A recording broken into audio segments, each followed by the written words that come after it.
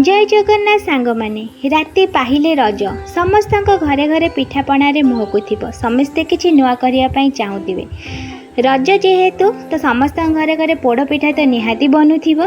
तो मु आज आपण मान पई कि किछि गोटे नुआ पोड़ पिठार रेसिपी नहीं आसी भाबुची आपण मानक ये रेसिपीटी भल लगे। मु आज आपण मन पई अति सॉफ्ट आउ स्पंजी आंब पोड़ पिठा नहीं आसी से भी बहुत कम समय आउ इजी प्रोसेस रे जहाँ कि बिना झंझट रे आपण यहाँ को बनै पारिबे आउ यार एंजॉय मध्य नहीं पारिबे।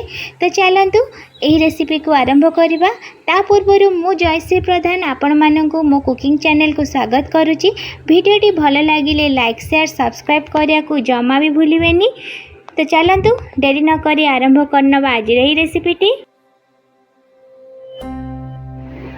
फास्ट एठी मु 2 कप मापर अरुआ चाउल को नहीं जाइए। एठी अरुआ चाउल को मु भल भाव धोईकी 3 घंटा है बतुरेकी रखी। जेहेतु बैटर टी एठी हमर फाइन दरकार तो से चाउल को मु बहुत समय है बतुरेकी रखी।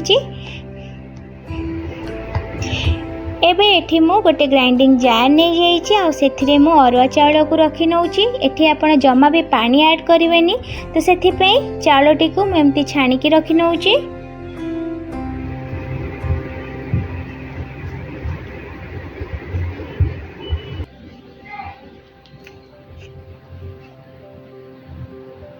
एबे एथिरे मु गोटे कप मापर पाचिला आंब को काटिकी रखी चोपा छड़ेकी ताको ऐड कर नौची। एबे सेम कप रे मु गोटे कप मापर चीनी ऐड कर नौची। तापरे स्वाद अनुसार एथि मु 4टी गुजराती पकई दउची। ता सहित 1/4 लूण ऐड कर नौची। एथि मु 2 चम्मच मिल्क पाउडर ऐड कर नौची जहाँ द्वारा पिठार टेस्ट बहुत भल आसीबो। एबे एथिरे मु 1/4 मापर खाइबा सोडा ऐड कर नौची।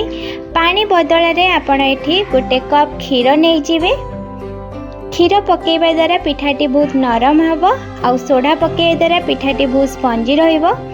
तो एठी देखंतु एठी सब किछि म ऐड कर नेली। एबे भल भाबरे ग्राइंड करनबा। एठी देखि पारथिबे बहुत बढ़िया से ग्राइंड हे गेला। एबे यहा को मु गोटे बाउल को काढी नौची। बैटर थिकनेस आपण जानी पारथिबे ना बेसी मोटा ना बेसी पतला एई भली भाबरे ही बाटी नेबे जहाँ द्वारा कि पिठाटी बहुत जल्दी हो जाइबो।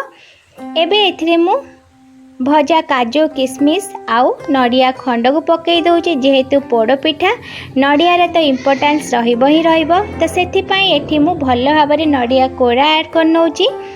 एबे बैटर को आमे भल भाबरे टिके गोळेई नबा। गोटे पटर ही बैटर को आपण भल भाव एमती गोले चलथिबे।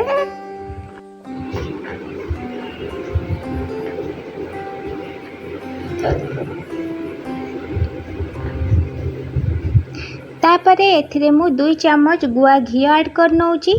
एबे यहाँ को मध्य मु भल भाव गोले नउची जहाँ द्वारा बैटर टी बहुत भल भाव बनिबो आउ पिठाटा बहुत स्पंजी मध्य हबो।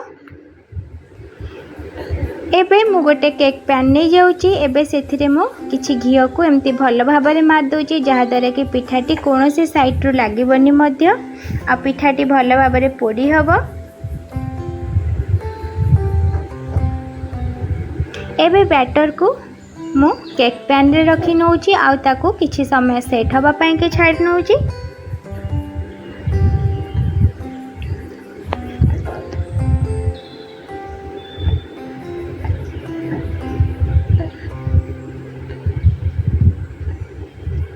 तापरे पिठाटी को डेकोरेट करने कि एठी मु भजा किशमिश काजू आउ किछि नड़िया खंड को एमती सजेकी रखी नउची जहाँ द्वारा पिठाटी देखा भल लगे आउ खाइबा को मध्य।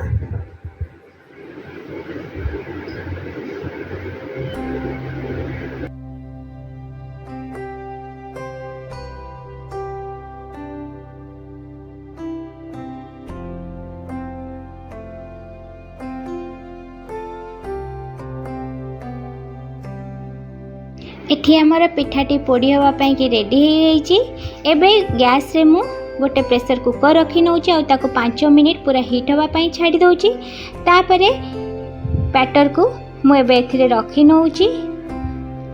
एबे यहाँ आम कभर अप करदे और हुइसिल को काढ़ी ना पूरा 30 मिनिट जाए या आम बेक हाँपाई कि छाड़ीदे जहाँद्वारा पिठाटी कुक 30 मिनिट हो गला ये देखु पिठाटीर कलर यही भाव में आसी। यहाँ आम चेक करना मु गोटे छुरी साहाय्य पिठाटी को चेक करने देखु छुरी रे किछि भी लगिनी तामाने पिठाटी एठी हम रेडी।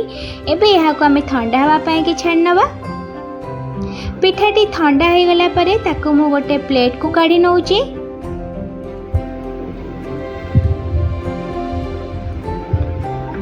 एठी देखंतु पिठाटी पूरा आराम से एठी बाहरी गला। एबे यहाँ को मु काढ़ी नौची बा बटर पेपर को पिठारू काढ़ी नौची।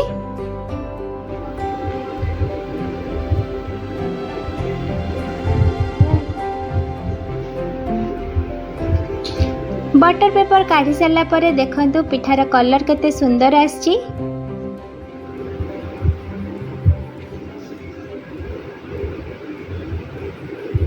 पूरा केक भलिया पिठाटी देखा जाउची।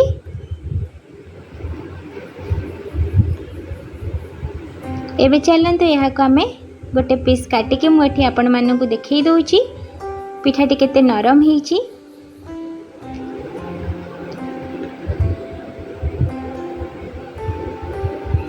ए देखंतु पूरा स्पंजी मध्य होईची।